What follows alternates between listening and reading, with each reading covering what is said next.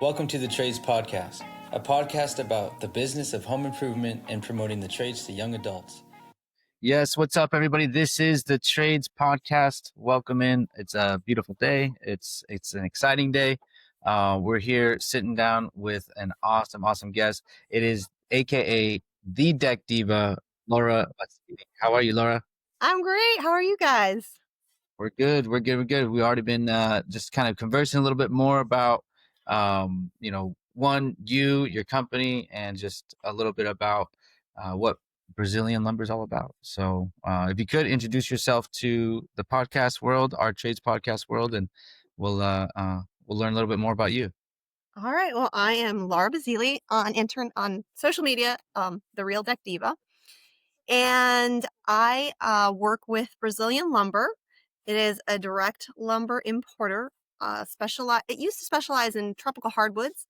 And now it also has thermally modified woods as well as wood alternatives. So whether it's composites or aluminum, which has become very popular, we basically supply all types of outdoor building materials. Fantastic. That's you. And we have to give a shout out to Nadra. That's where we met Laura just last week at the first ever Southern California Nadra's networking event, the Southern California chapter, or not chapter, but group that's been put together.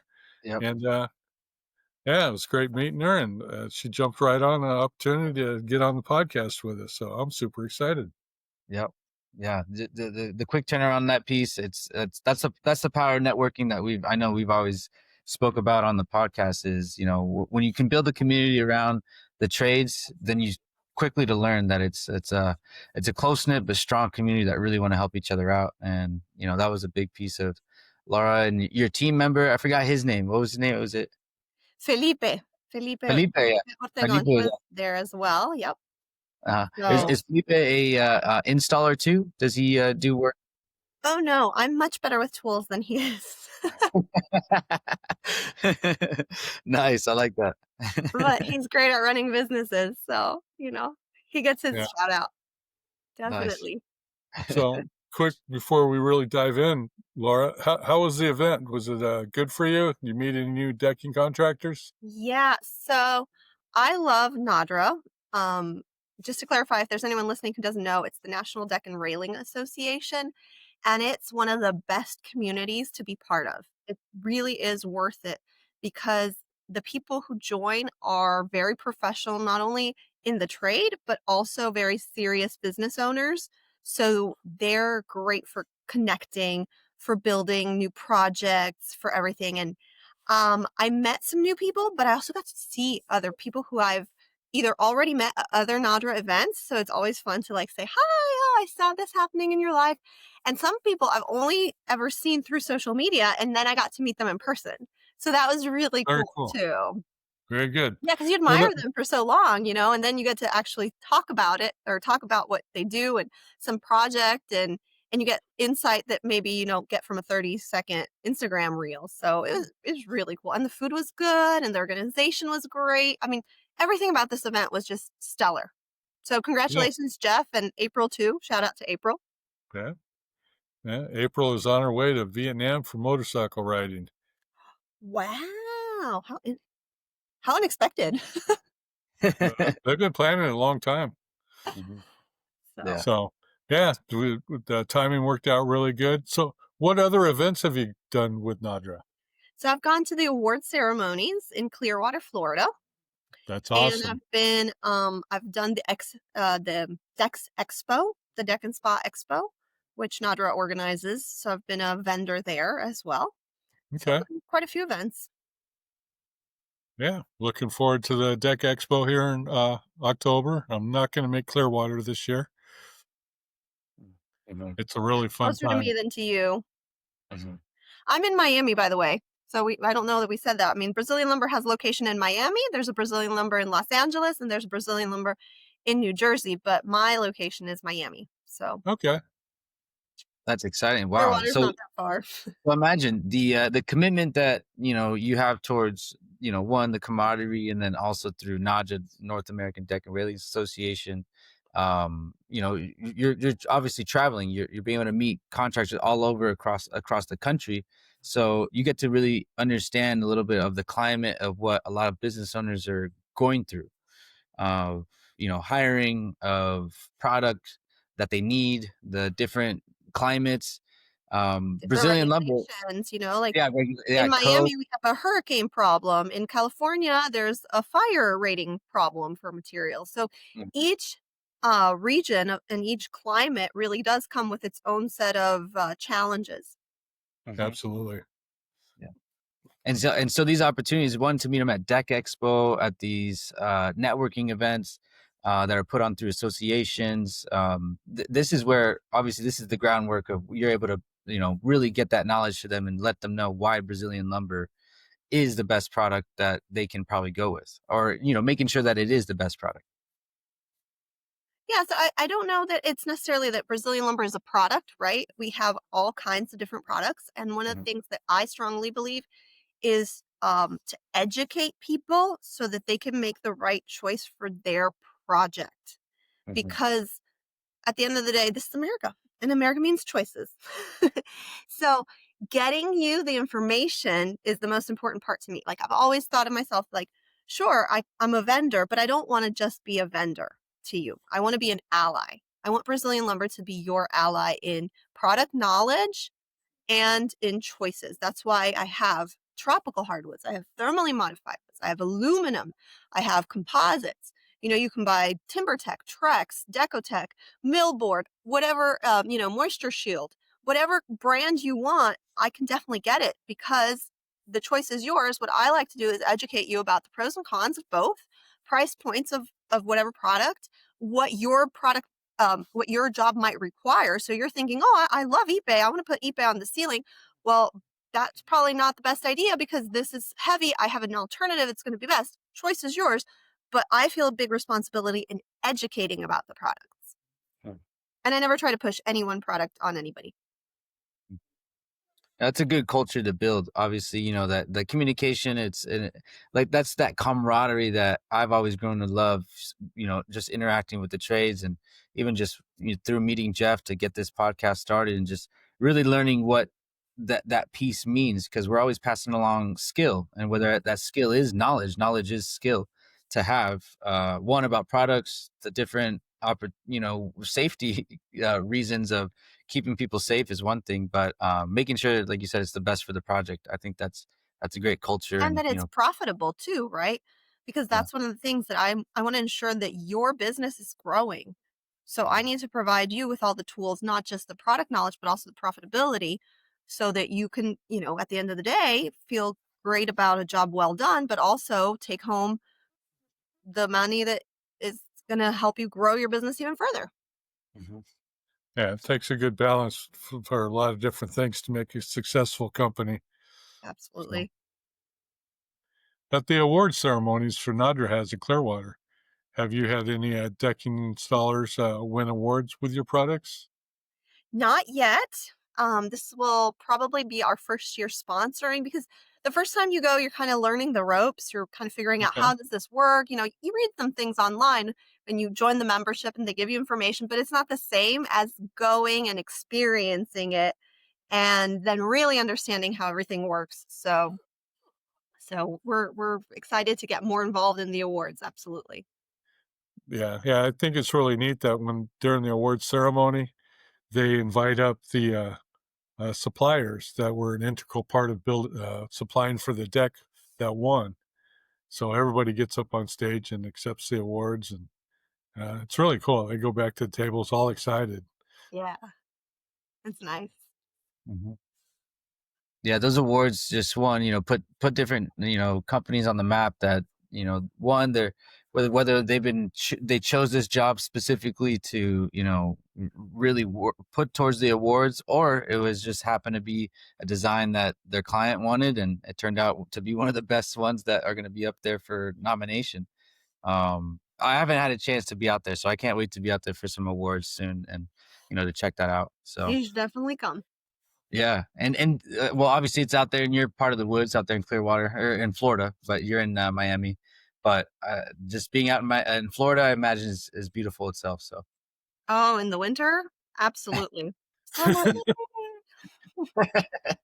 Tell us a little bit about the lumber yard. I mean, you said it, obviously Brazilian lumber is not just one product, it's multiple products and everything. So let us fill us in a little bit more about Brazilian lumber. What's that lumber yard, and what's it like to work in the lumber yard? Well, I love it because I get to meet people from all different walks of life. You know, whether it's the manufacturers of certain brands that I carry to, carpenters who come and buy the materials. And you have a wide range, right? You have the very like big developer who has big companies, lots of crews, but you also have the one man show. So you get to meet people from all walks of life and companies of all sizes. So that's great. And one of the big focuses for us at Brazilian Lumber from the get-go was to be different than your average lumber yard. We visited a lot of lumber yards, and the service just was not there. It was go out there, pick your own materials. Nobody was there to help you, to educate you, to find something if you couldn't find it. And so we wanted to change that culture. Like we wanted to bring um, a friendly face, great customer service, education, and support to our customers. We didn't want them to just be customers, clients. We wanted them to be customers. Like we consider them part of our company, like an extension of our company, because when our customers grow, our company grows. So it's important to nurture and culture those relationships. And my role here is to create programs to really help that and develop that. So I get to I get to wear a lot of different hats. So I get to do product development, I get to do marketing, I get to do learning and development. So it's never a boring day. It's never a boring day at Brazilian Lumber, and I love that because I personally love to create. I love to improve the world. I know that sounds a little, maybe trite, but it's true. I feel like sometimes as a company, we can make a difference in other companies and other people's lives, right? So that's a great thing. And we have 25 employees. So that's a big responsibility towards all of them. And it's great to be able to be part of that and to be able to do leadership for that. And that's great. Yeah, Laura. I mean, we've said it time and time again of how much the trades are absolute fulfillment in life. If it was someone that had never been in the trades and never interacted with it, they've always almost came to us, and we've heard it directly from them, knowing that they were absolutely fulfilled after entering in the trades. And you're obviously your company, Brazilian Lumber, what you're doing, and like that culture you just said that you're implementing, of not just allowing someone to walk in and feel like they're on their own. That human connection has always been a key piece that we all need. And you're a part of that. You guys are a part of that success story behind the trades, of the beginning of a build all the way to the end, or even if it's a repair, replacement, anything like that. So yeah, I think your company, with the direction that you guys are going, it's absolutely changing a lot of people's lives. Yeah, and my background is a teaching background. I've been a teacher. Then I organized programs, exchange programs, to teach people about different cultures and different languages. So teaching has always been in my veins. I mean, my grandmother was an elementary school librarian. My mom has a degree in teaching. Like we're a teacher family. So I love getting to use that background in this more corporate setting. Because what I found is a lot of times contractors are really great at the actual manual job, at the contracting job. They can figure out some miter cuts and things that I would never be able to do. But running the business part of it isn't necessarily their forte. So that's where I get to come in and I get to help and support that. And I get to do it not just for the English speaking community, but also for the Hispanic community. And that part I really, really enjoy. Mm-hmm. Absolutely. And as we know, the Hispanic community is probably one of the largest growing communities within the construction trades, where it's business owning, it's acquiring licenses, journeyman licenses, um, contracting licenses, all beyond that too. So especially out here in Southern California, where we're at, obviously a huge prominent community that we have with the Hispanic community, Latino community. So shout out to the Latino communities, a la raza. Imagine in Miami. Yeah, even more, and that's a lot more diverse Latino culture too. So I love, Absolutely. yeah. But I mean, think of all the skills that you need to be a business owner, right? Mhm. It's not just knowing your trade, it's also having hard skills and soft skills. And not everybody has gone to business school. And I don't think you need to go to business school, but there's certain concepts that you need to have because you're going to have to do a lot of problem solving and decision making. And you're going to have management roles. So you need management skills.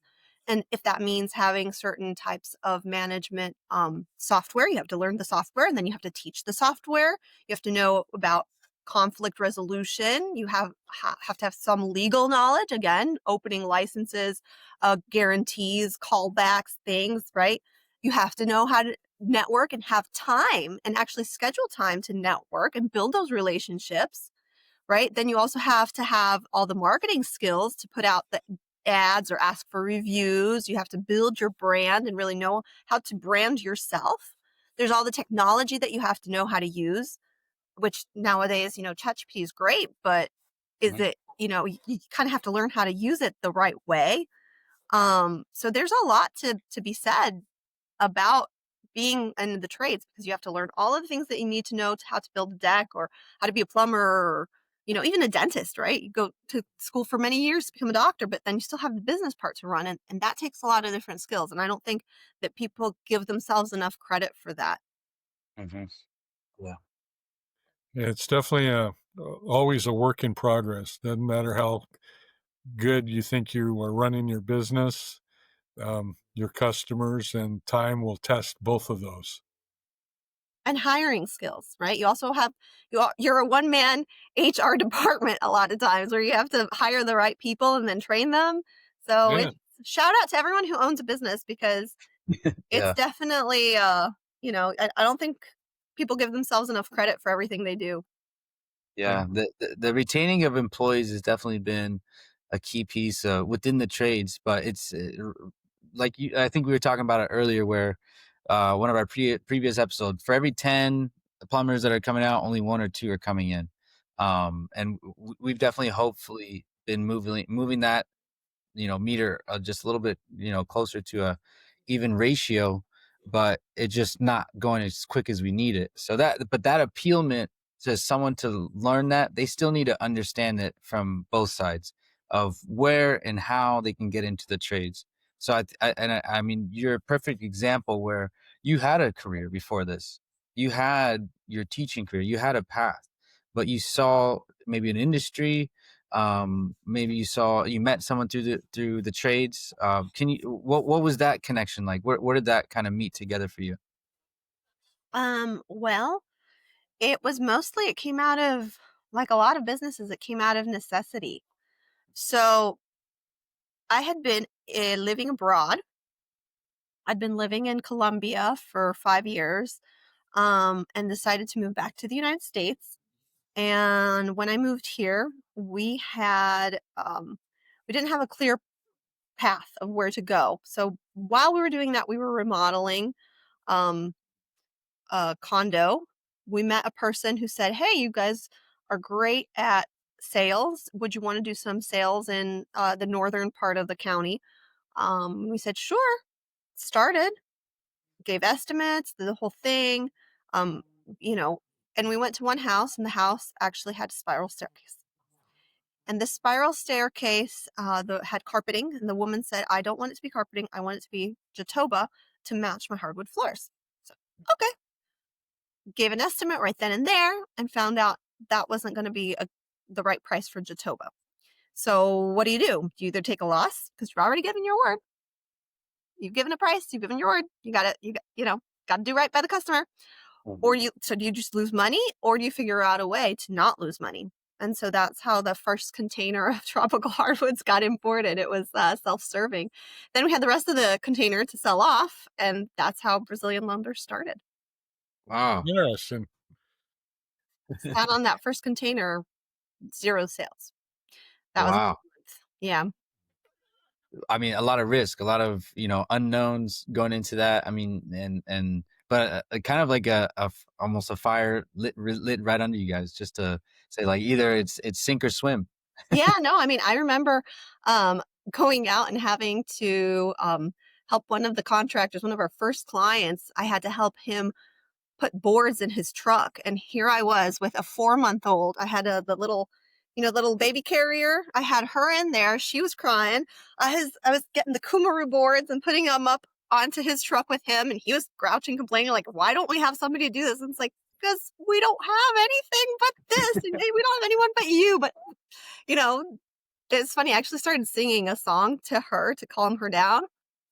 And I saw the guy 2 years later, and he said, "Hey, I remember the song you were singing. Can you teach it to me? Because I'm going to be a grandpa, and I really want to sing that song." It was so cute. Yeah. That's awesome. That really is. So if anyone who needs lumber or a song for their newborn, come see me.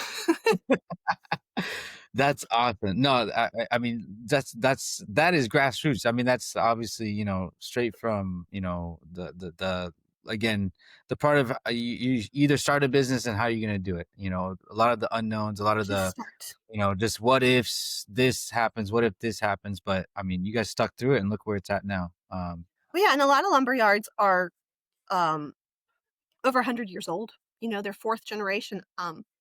Brazilian lumber is also part of another organization that's had a reunion in New Orleans, and I got to meet some of the business owners, some of the lumberyard owners, and they're 4th generation. Their great grandfather started this.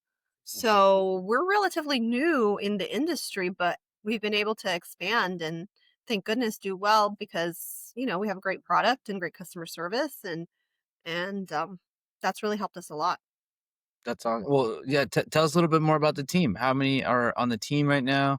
What's you guys' goal for the rest of the year? So we have about 30 on the team. Again, we have the office in Miami, we have the office in Los Angeles, and then we have the New Jersey. So, it's expanding, but we're about a team of 30 people. Amazing. And then Yeah. obviously you may be looking for like different city reps, around the country right now, or is it just going to stick within those type of areas right now? Yeah, I mean, we're always open to grow. So anyone out there who wants a job, come apply. If you're great at sales and you want to come work for Brazilian Lumber and you know about, all of that, any kind of installation business and you want to work with us, send me your resume because we're always looking. That's the thing. And we always want people to grow within our company. So we had an employee one time say, "Hey, I want to bring this one product in." It wasn't really something that we saw as a great addition, but we said, "You know what? You do you. We believe in you. We'll do the financial backing. You bring this in, sell it through our sales points, and grow your own business through our business because that's the idea is to elevate everyone together and grow together." Huge. Jeff, my bad. I think I cut you off. No worries. So what's it like, Laura, to work in a lumber yard or I know you guys do a lot of milling and stuff of the lumber too. Yeah, we do. I get to run a machine sometimes. They let me. They don't often let me. And they don't like it when I get on one of the forklifts. They don't want me driving the forklift either. I don't know why. I don't know why. You're like, I started this. What do you mean? Yeah, like what do you mean again? But yeah, no, the guys are like, "Laura, please stop." No, it's fun. It's different again. As I said, like I get to do so many things here that there's never a boring day, and I get to surprise people because sometimes people think like, "What's a woman doing in a lumber yard?" A lot of times you get those calls. We have female sales reps, and they get the call, and they're like, "Can I talk to somebody in sales? Can I talk to somebody who knows about lumber?" It's like, well, You're talking talking to to 'em. somebody. Yeah. So it's good. It's cool. It's nice. That's So cool. you I tell mean, them the smooth side up. Yeah. Yeah, I mean, that was a key piece that you kind of mentioned. I mean, one, you started the business, and the way that it was established, and the connections you've been able to build. But have you seen it to be a kind of an obstacle as a woman in the trades, and what type of opportunities are there for women in the trades? Not at all. And I'll tell you what, I even got to I went to Rhode Island to JLC Live, and they actually have a break off room where they talk about business at women in the trades. So I got to meet all kinds of women carpenters, and it was amazing. Obviously, there's some things that maybe another coworker will need to help with because it's too heavy, or but in general it was just amazing to meet so many women who are in the trades and who are good, and I follow a lot of them on social media too, and it's amazing. Yeah, the community behind that. We've got multiple business owners, and even technicians that are in training, that train other women within the industry. It's that camaraderie itself is already built within the trades, but even stronger, I think, for the women in the trades. And I think that's a key piece for always a lot of people to understand that there's almost little to no barrier for anyone to get into the trades. It's no discrimination in any way. Yeah, absolutely. Yeah. There's actually here in South Florida, there's actually a plumbing business that I think played off that. All their trucks are pink, and they have the face of the female owner on them, and you really recognize those because you can take that, being a woman in a male dominated industry, and say, poor me, or you can take it and really play with it and take advantage of it and really grow because of it. All about perspective and mindset. Everything in life. Everything in life, everything you do, everything is about what mindset, what's the perspective. Yeah. Absolutely. And that's a key piece where I think, we've all, being able to connect through social media has been huge. And we know that you've really been able to use social media as a platform, also as the Deck Diva. So tell us a little bit about that name behind Deck Diva. What do you want to bring to Deck Diva, and for other women or just anybody that crosses your path through social media? What do you want them to learn more about decks? So Deck Diva, the name came about because I was doing something called Deck Dares. It was a way for me to learn about Ipe and different materials. So I thought, well, let's do something called Deck Dares. So Deck Dares, and at the time, there was another person involved, and he had named Deck Dude. So I thought, sorry, Deck No, don't worry. It's a lumber yard. Deck something. What is it going to be? What other D name can I get for a female? I didn't want to be Deck Ditz, so Deck Diva it was. And plus, I like it because I get to make decking glamorous. Like how many glamorous decking? It's not. Decks are glamorous, right? Oh, the finished product, yeah, it looks amazing, as it should. It brings out some happiness. It brings out, we hear it time and time again from the deck builders, where once that's like the fulfillment, the huge fulfillment at the end of the project. You're in someone's home, and they walk out there. They're sending you pics on 4th of July, holidays with their families, saying, like, hey, thank you for building this for us. Like, this is all we needed to bring us together, type of deal. Well, yeah, and that's one of the things that I said at NADRA, and something that I really believe is there's a huge responsibility in not just deck building, really, but in being an architect, in being a builder, a general contractor. You are shaping the landscape and neighborhoods of America. Like, the decisions that you make, whether you want to make it cheap and cookie cutter so that your profit margins go up, that's going to influence how much space children are going to have to play. So it really is a huge responsibility in creating a safe deck, where when you have family members over and you have a grill on top and all these other things, creating that safe space and doing your job well is huge. So I think it's really important to really keep that in mind. Yeah, that it starts from meeting that customer all the way to the end. It really does. And doing your job with responsibility. Yeah, even the communication that we've known that software's out there for the client relation management CRMs, of how you can just have constant communication with clients, and then also with your team. There's just that connecting piece where if it's there from start to the end, it's almost inevitable everybody's going to be happy. Yeah, absolutely.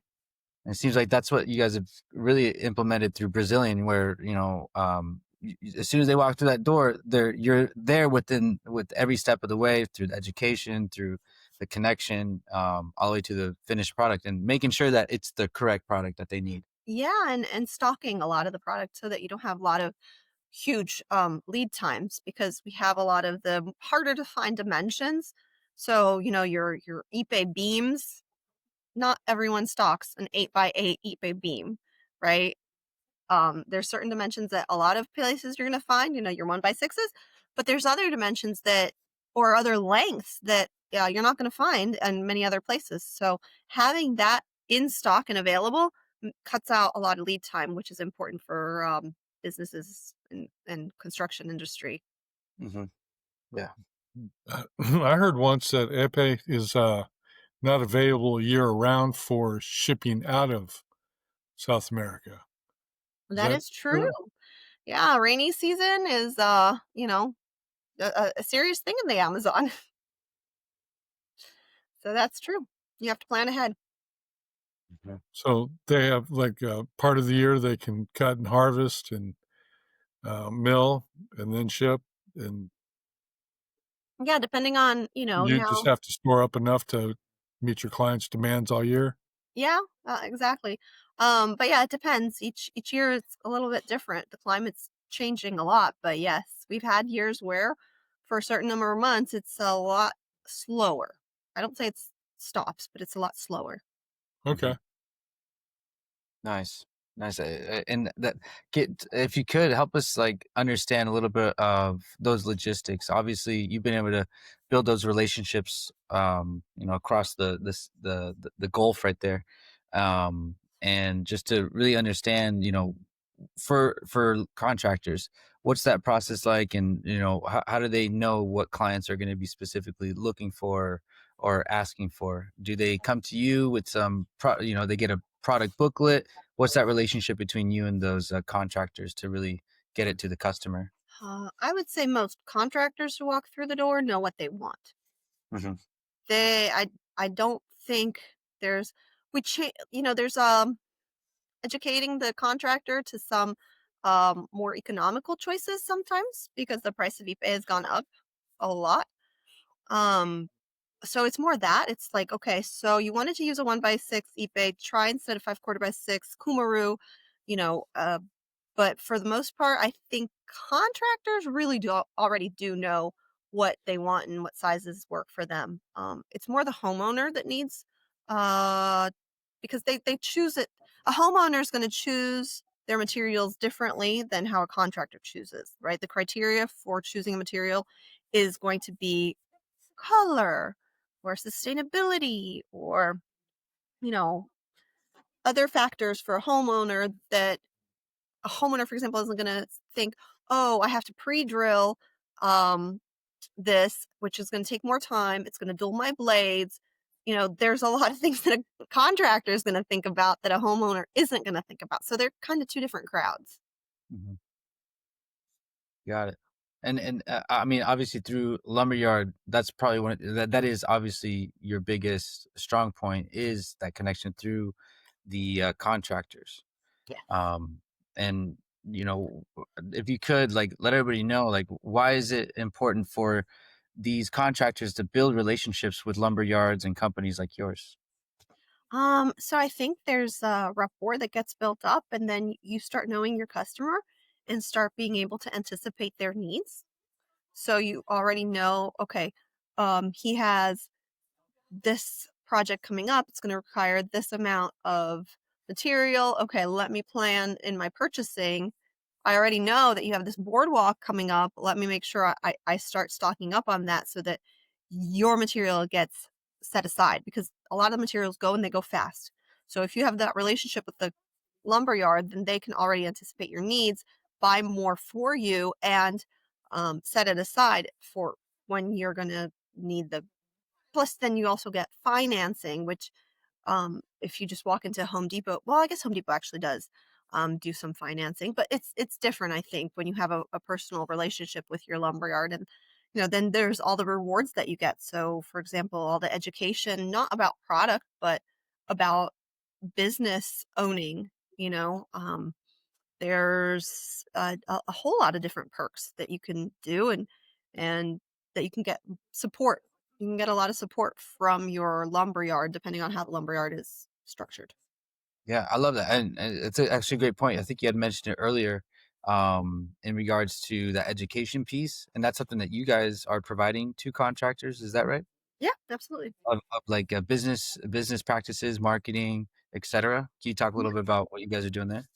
So it's a program that we're developing right now, but it's something that we've always done a little bit of, do you need me to sign you up for the pro program? So, Trex, TimberTech, they have the rewards programs. Sometimes contractors don't have the time or don't understand the benefits. So I sit down with them and get them signed up. Sometimes it's a matter of translating. I've been doing this for a long time. So nowadays, I think most of the companies have their application in Spanish as well. But when they didn't, you know, it was just, okay, let me translate this page for you. Let me get you signed up. Let me make sure that you're getting the most out of whatever product that you're using. So Mhm. it's something that And we're definitely developing. So if anybody who's listening says, I'd really love to learn about this, send it my way and I can create, a whole seminar class or get a guest speaker in. So it's definitely and something I love to do. where's the next one happening for you guys? Here on next Tuesday at Brazilian Lumber, 4 p.m. Okay, Miami time. Miami time. Miami Yes, time. and like you said, it's kind of Send like a new the link program. so you can, if it's going to be in Spanish. So if you want the link, just hit me up and I'll send you the Google Meet so that you can learn too. Yeah, we want to make sure that, obviously, like you mentioned, it's kind of like a new program that you guys are implementing. It's going to be a consistent thing. So, whether it's on your website or just anything like that, we'll make sure we get that out to everybody so they can be aware of where the next one's happening, whether it's in the LA location or even the Miami location. And do you do this outside of your lumber yards, or like if So it's I a have done it at conferences. uh Um, but it actually, it's been more product knowledge at conferences than it has been business. Sure, sure. Yeah. Yeah, and I'm sure it gets, kind of blends in a little bit with a little bit of marketing of the education piece of, what you can tell clients or their customers, the verbiage that they want to use and why it's, different levels of for need and all that too. So Yeah. love that. Cool. And so, I mean, through the Trades podcast, we've had a chance to talk a little bit about robotics and just kind of like the future of technology. So you being in the industry of lumber, of products, what's a key piece that technology has been able to play a role in your company and growing and, like you said, retaining 30 employees, really? So I think that always carrying innovative products, that's a piece of technology. So, you know, built decks have been built a certain way for how many years. You bring in a new clip or clip system or a new product, and that's really a game changer. Like the technology that goes into the thermally modified wood, for example. So we have a brand called Durathermo that we have here. I mean, we have Pebony and Luna wood and Akoya. You can get all kinds of different thermally modified woods. But the Durathermo, for example, they have a innovative new technology. So it's a vacuum thermo system, which extracts a lot of the minerals and doesn't let them deposit back onto the wood so that it doesn't stain over time. Um, so just finding different materials that use innovative technology is Uh-huh. one of the big things for us. So we, for example, have the Grad Concepts clips. Those are aluminum rails that have preset plastic clips, and it's not just any plastic; it's the plastic that you use for ski boots. So they've been Okay. tested in minus temperatures and plus temperatures. But you basically all you do is you lay these aluminum rails, and then we have the machinery to mill the boards. So you mill your boards underneath, and then the board clicks into the rail system. So you're no longer face screwing or clipping your boards. So just bringing Oh, in all that different kinds of technology and all the products that use modern technology has been one of our pillars, really. It's one of our key principles.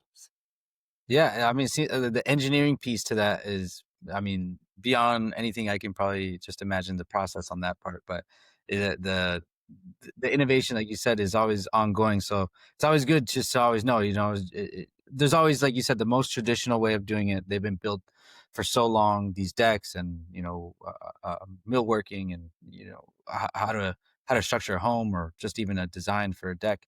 But now you have new ways of being able to do it. And you have It's motorized Mhm. pergolas, with all the different gadgets and things, and you can, maneuver them from your cell phone. And so just being on top of all of that is key, I think.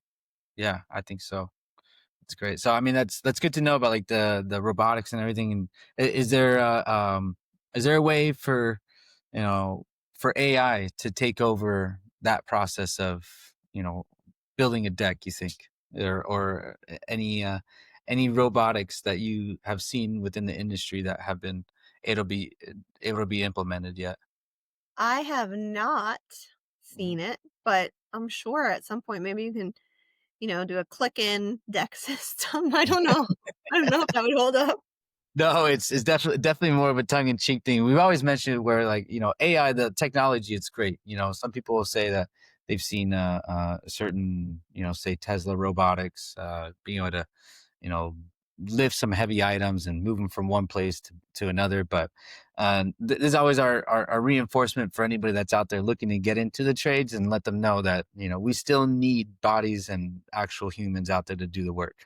Yeah, I think about that every time I'm like using the Swiffer. I'm like, when's Swiffer GPT coming? I don't want to do this anymore. Right, all these minute tasks that we have to get done, and we're always looking for just a little bit quicker way to get it done or easier way to get it done. Like, where's vacuum chat? Where's vacuum GPT? I need the vacuum GPT. Well, Like, actually, don't you know? Yeah, you have the little yeah. robot vacuum cleaner. Well, Right, yeah, who knows? Who knows? You never know. They things had are moving in a told 50 direction years where, ago what internet was, it was beyond imagination. So maybe 50 years from now, yeah, there is an automatic deck system. Who knows? yeah. No, absolutely. And that's something that we've been able to see at like different conferences like IBS, International Builder Show. A lot of the different technologies and equipment that's out there to one, help jobs be move a lot quicker and also more cost efficient.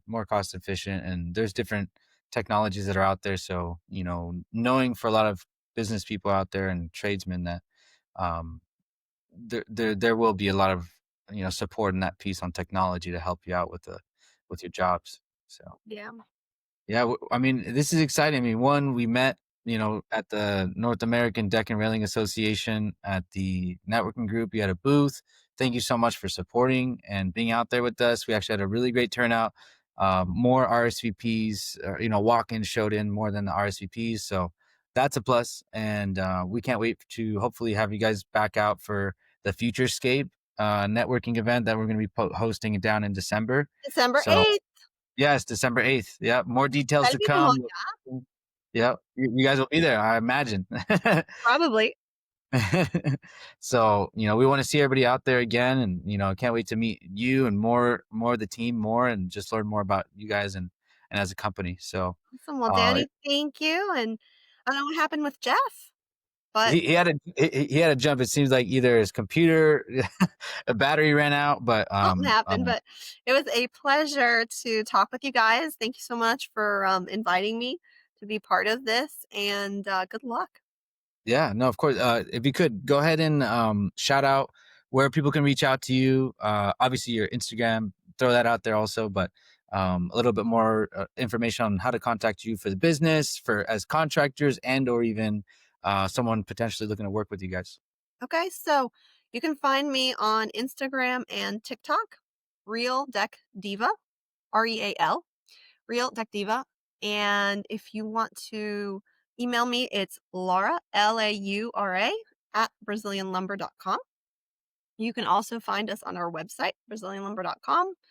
And I don't know. That's You can amazing. come That's visit perfect. Miami. It's like a great excuse, right? Like come to Yeah. Miami Come or to Los Miami. Angeles or New Yeah. York. Like where do we begin? Like which location is more fabulous? So Yep.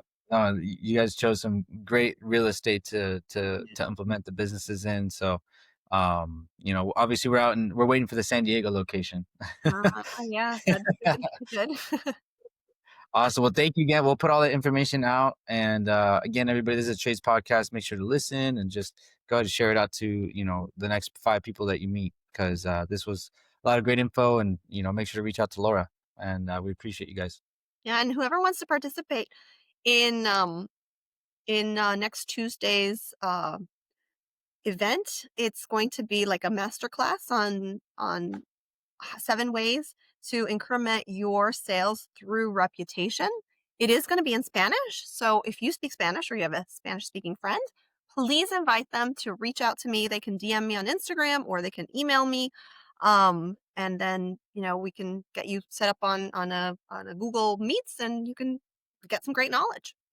Love it. Even Love if you're it. just listening in, on a job site, like if you're on the job site and you just want to put earplugs in, not earplugs, ear pods, and just listen into the information, I think it's going to be really great. And something's going to stick and you're going to implement something and that one change can really make a huge difference in your business and thus your life. Because think about it, if you're going to go straight, but then you veer maybe even just 1 degree, at first it doesn't seem like a big difference, but as the years go by, that 1 degree change can really make a huge difference. So please participate and reach out. Yeah, like you said, think long term, think longevity and consistency. That's really what's gonna keep you on And the think right path. Brazilian Lumber as your key partner. That's right. Thank you so James much. Thank you, Laura. Really appreciate it, and we'll see everybody next time. See you next time. Bye.